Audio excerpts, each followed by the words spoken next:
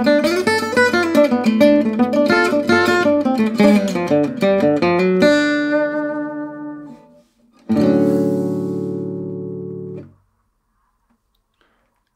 everyone, welcome to this video about something pretty unusual but pretty fun. So this is again a long form video. Of course I'm still gonna make the short videos, but this video is kind of off the wall, talking about a topic which might seem a bit strange, but let me tell you how I came to this topic.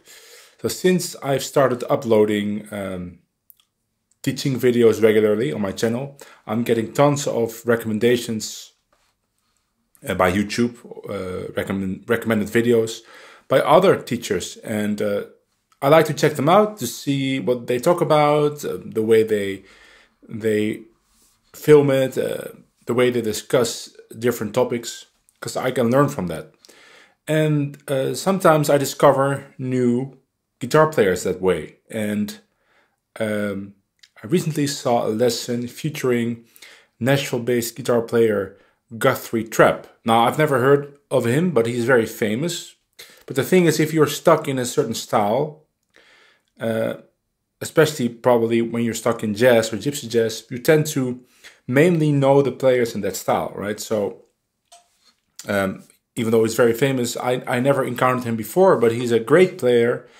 And it's very interesting to see the way he approaches improvisation, what he thinks about. And he has some really cool stuff that is not gypsy jazz at all, but I still transcribed some of it, and then I was trying to find a way to kind of incorporate it in my playing. And the way I do that is by linking the new phrase or lick that I described to something I already know, a phrase that I already have in my system, a typical gypsy jazz thing in this case. So I thought it'd just be fun to share some of the phrases. Maybe you've never heard of him, and then you can look him up, and then you have some phrases you can play around with. Now they're not in the style at all, so they can sound a little bit strange if you're a gypsy jazz player, but you know, it's fun, and it's not the point to use them all the time, but just to use them sometimes. Okay, so I've got 3 or 4 phrases, I think, and this is the first one. Let's look at it. So what is his actually starts in the 2nd bar. So let me start there, and I'm gonna play everything in swing rhythm, even though originally it's played straight, but because we're playing gypsy jazz, we're gonna swing it. 1, 2, 3, 4.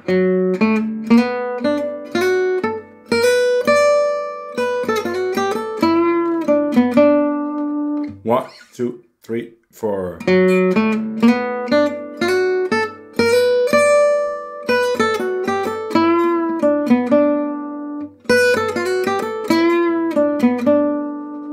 So the bend, he's bending up a whole note. So he's going from the E to an F sharp to there. But on a gypsy jazz guitar, that is pretty much impossible.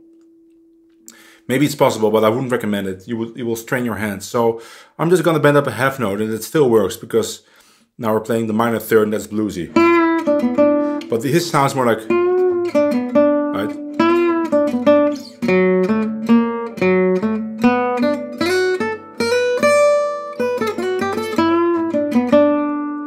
So what I put in before it is just a typical something I would play on A7. And you can either play it with a B, like it's written in the tab, or with B flat. So now if I have a 2-5-1, I can just play it starting in the 2nd bar. So E minor, 1, 2, 3, 4, A7, D.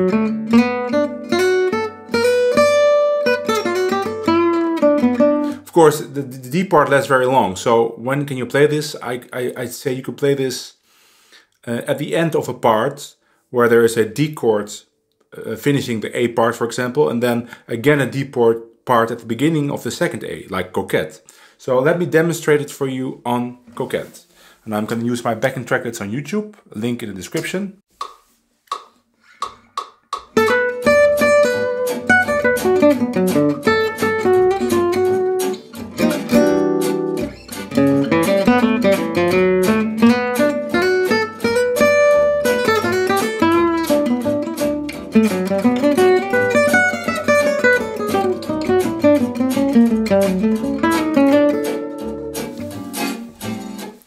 So it works great. Now, of course, you could play those quarter notes as eighth notes, right? Like this.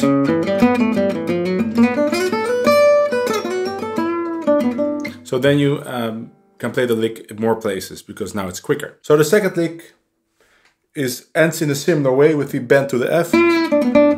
But the beginning is different, and his part actually starts in bar 3. So I'll start there. 1, 2, 3, 4. 1, 2, 3, 4.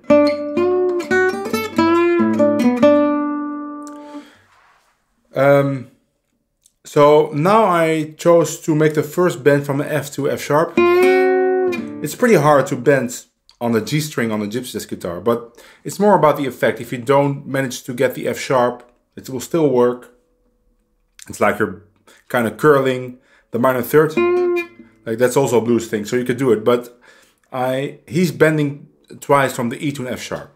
But on Gypsy Jazz guitar, don't do that. So I changed it a little bit to. Now what I put in front of it is a typical bebop lick, which I play a lot, which goes like this. 1, 2, 3, 4.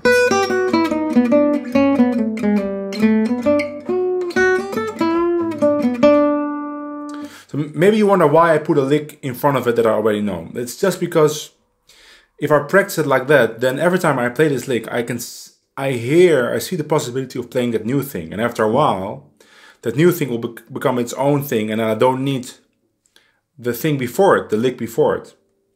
I will just hear the new thing by itself, and then I can play it without that lick before it. But in the beginning, I've noticed I will never play a new thing if it isn't linked to something I already play.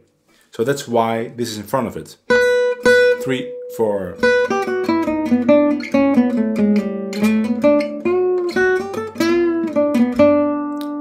So in Coquette, we can play that, of course, on the 2-5 in D, but we can also play it on the 2-5 in G. So let me play it on the 2-5 in D in both A parts, and then also on the 2-5 in G in the B part.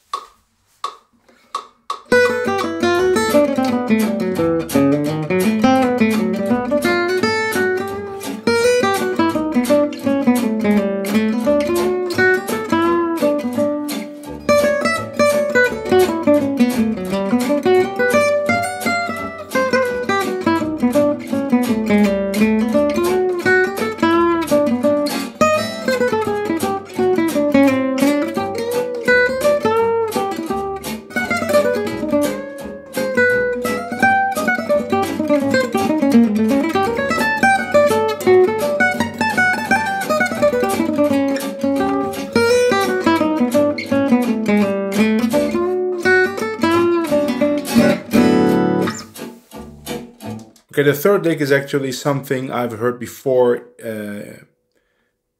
being played by certain Gypsy Jazz players, at least the principle of it. And the principle is that you play a slide to the third of the 1 chord, so D. On the way up, you get this kill pattern. Isn't she lovely, right? It's that melody. And then you just slide twice to the third. I think this comes literally from the way Stevie Wonder plays Isn't She Lovely. And you can use it in a 2-5-1. And as you can see in the tab, the end is like this. But the beginning is a typical Gypsy Jazz phrase. And it sounds like this, the whole phrase. 1, 2, 3.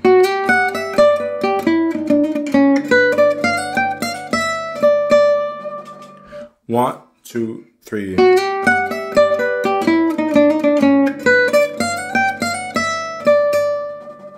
And I put it down as quarter triplets. 3, 4, 1.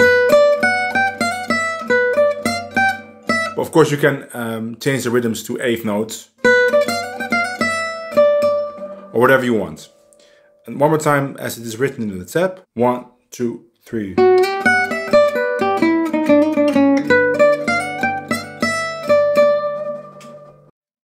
So let me play that in Coquette. Again, you can put it in the bridge and in the A part.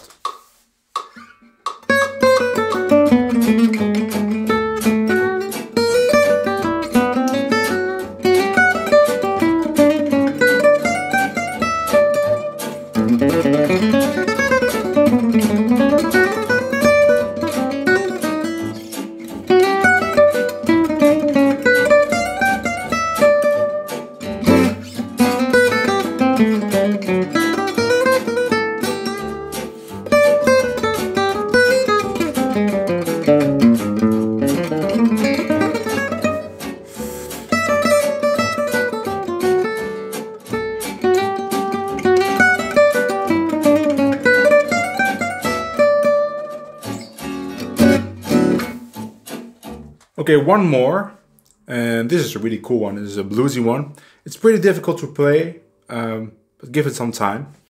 It's a very long blues phrase in D, and it just has D because it's not really a 2-5-1, but it is a blues phrase, and so you can play this at appropriate times. And sometimes it depends a little bit on how you approach it, but it definitely works on the 1 chord. But it also works kind of on the 5 chord and on the 4 or the 2 chord.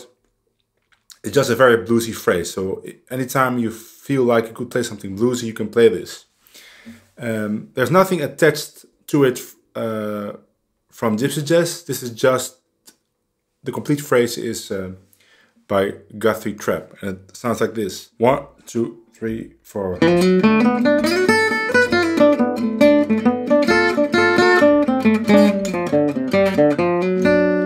1, 2, 3, 4.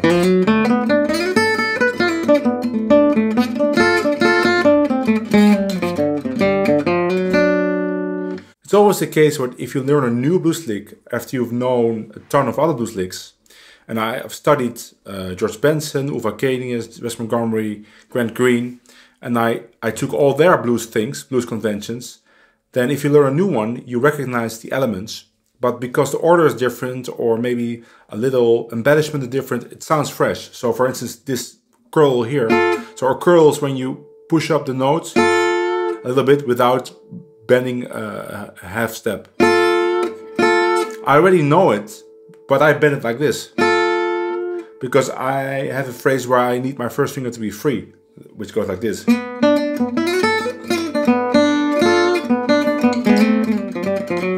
Right, but in this phrase you need to bend with the first and second finger because you need to play this D. And then this thing, I use that too, with this George Benson lick.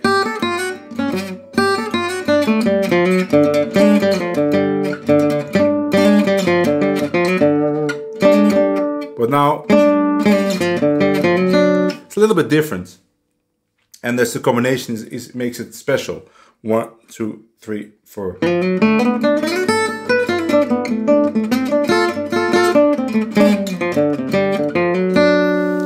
Now you don't have to play the whole thing, of course, in a solo. You could just use elements. Maybe you just play from here. That by itself is nice. Or just the beginning. And of course you could start it like this. Or maybe you're here. So let me just play on Coquette and play this blues phrase. Maybe not the whole thing, but just parts of it.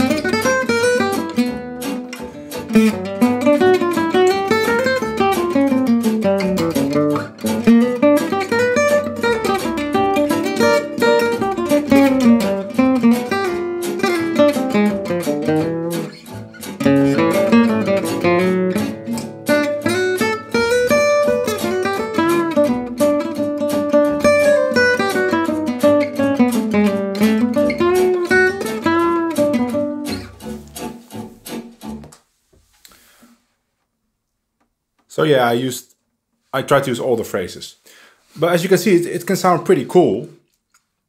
Of course, I wouldn't use these phrases like this all the time, but maybe like one or two in a solo when you feel it, when you hear it, it can give a new kind of flavor. It's just to show you that you can get phrases from any player in any style, as long as you can make it work. And one way to make it work is to connect it to things you already know.